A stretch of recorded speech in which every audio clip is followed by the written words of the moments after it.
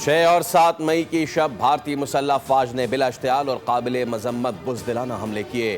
وطن عزیز کا دفاع کرتے ہوئے 11 پاکستانی مسلح افواج کے جوانوں نے جام شہادت نوش کیا، جبکہ 78 زخمی ہوئے۔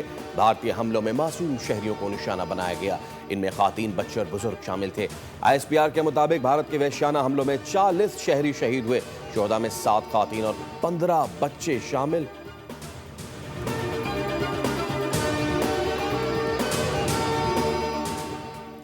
وزیر اعظم شہباز شریف نے آپریشن بنیان مرصوص کی شاندار کامیابی پر ہر سال 10 مئی کو یوم معرکہ حق منانے کا اعلان کر دیا۔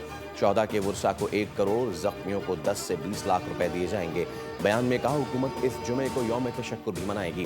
تاریخی فتح پر قوم اللہ تعالیٰ کی شکر گزار ہے۔ وزیر اعظم شہباز شریف ترک سفیر سے گفتگو میں بولے، پاک فوج نے دشمن کو منہ توڑ جواب دیا۔ ترک سفیر کی فوجی و سفارتی کامیابی پر وزیر اعظم اور پاکستانی قوم کو مبارکباد۔ تاثر کیے کہ عوام پاکستان کی کامیابی پر خوش ہیں۔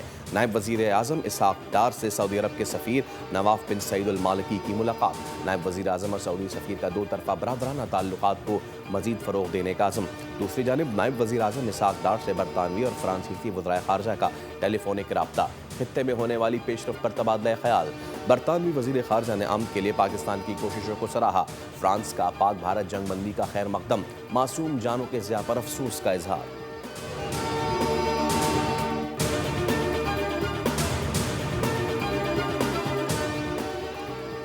Army chief general Asim Munir کا CMH راولپنڈی کا دورہ، آپریشن بنیان مرصوص کے زخمی جوانوں کی عیادت کی۔ آرمی چیف کا زخمی اہلکاروں کی جرأت و قربانی کو خراج تحسین۔ مسلح افواج اپنے جوانوں کی فلاح و بحالی کے لیے پرعزم۔ ISPR کے مطابق آرمی چیف نے کہا کہ ہمارے شہریوں اور سپاہیوں کی جرأت و بہادری اور قربانی پاکستان کی سیکورٹی کی بنیاد ہے۔ قوم اپنی مسلح افواج کے ساتھ کھڑی ہے۔